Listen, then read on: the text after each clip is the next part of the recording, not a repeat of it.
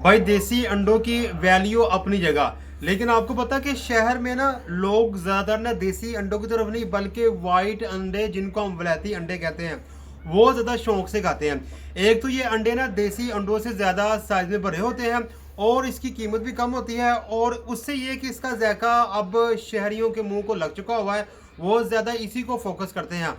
हाँ, देसी अंडे कोई शौकीन हो जिनको देसी अंडों की वैल्यू हो वो ये चीज़ें देसी अंडे खाना पसंद करते हैं। अब मैं आपको इस वीडियो के अंदर ना ये जो एक नया कोर्स शुरू करने जा रहा हूँ, यहाँ पे मैं बताने वाला हूँ कि अगर आपने वलैती अंडे जो सफ़ेद अंडे हैं जो कि आम शहरों में हर जगह पाए जाते हैं और सस्ते दामों देसी से काफ़ी उनका रेट सस्ता होता है, वो उसका आप कारोबार करना शुरू कर रहे हैं, तो आप चाह रहे हैं कि ये जो अंडा है ना इसकी जो मुर्गी है वो आप ख़रीदें। और शुरुआत में मैं आपको बताने वाला हूँ कि आपने चूज़ा लेना है, उसकी एज कितनी हो और चूज़ा आपको कितने का मिलेगा और चूज़े के लिए आपको किस तरह का इन्वायरमेंट चाहिए होगा। ये जो कोर्स है ना इसकी पहली एपिसोड के अंदर सिर्फ आपको यही बताया जाएगा कि चूज़े की कीमत कितनी होगी, चूज़े को रखने के लिए टेम्परेचर कितना चाहिए और चूज़ों को रखने के लिए आपके पास जगह कितनी होनी चाहिए।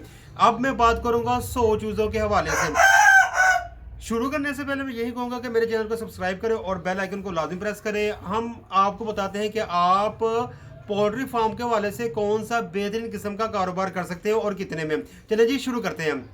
अस्सलाम वालेकुम, वेलकम टू माय चैनल। मैं हूं मोहम्मद कासम भट्टी। आज मैं आपको बताने वाला हूं कि आपने वलैती अंडों का कारोबार घर के अंदर शुरू करना है।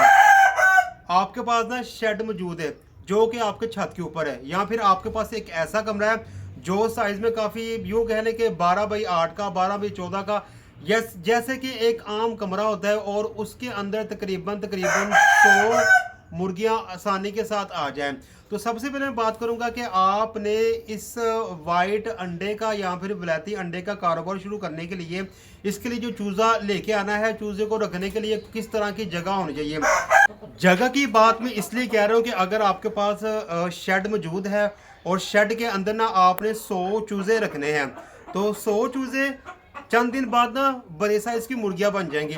अब उनके लिए शेड कितना होना चाहिए, तो भाई उनके लिए अगर आपके पास कमरा है या फिर शेड है छत के ऊपर, तो वो भाई 15x12 का हो, यानी कि उसकी यूं कह लें कि जो उसकी लंबाई होगी वो 15 फीट की हो और उसकी जो चौड़ाई होगी वो 12 फीट की हो।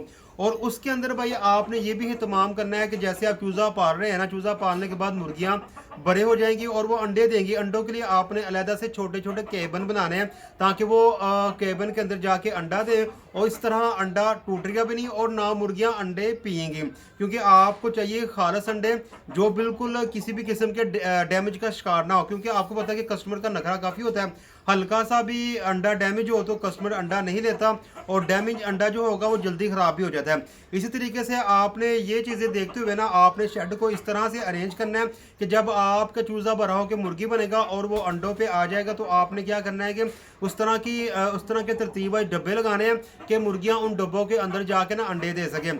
तो भाई मैं बात कर रहा था शेड की, तो सबसे पहले इस एपिसोड के अंदर शेड के मतलब मैंने बात की है कि शेड आपने ये इस तरह के लेना है, और शेड के अंदर अगर आपने 100 चूज़ा ले लिया है और 100 चूज़े के लिए आपने जो इन्वायरमेंट उनको मुहैया करना है वो इस तरह की हो कि शुरुआत में जो चूज़ा होता है ना, चाहे सर्दी हो चाहे गर्मी हो, उसको 35 डिग्री का टेम्परेचर चाहिए होता है।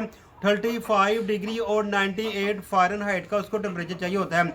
जब आपने 100 चूज़ा ले लिया और इस तरह का आपने टेम्परेचर उसको मुहैया कर लिया, अब टेम्परेचर को आपने वक्त के लिहाज से कम भी करना है। जो पहले दिन का दर्जा हरारत होगा वो आपने रखना है 1 दिन से लेके 7 दिन के, एक 35.98 डिग्री आपने टेम्परेचर रखना है।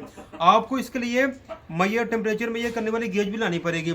इसी के बाद जब दूसरे हफ्ते की बारी आई तब आपने क्या करना है 35.96 आपने कर देना है। इसके बाद आपने क्या करना है तीसरे हफ्ते 35.90 कर देना है, और इसी के बाद जब चौथा हफ्ता आएगा आपने क्या करना है 35.80 कर देना है। यानी कि आपने 5-10 जो फ़ारेनहाइट है उसको गिराते जाना और टेम्परेचर 35 डिग्री ही रहना चाहिए।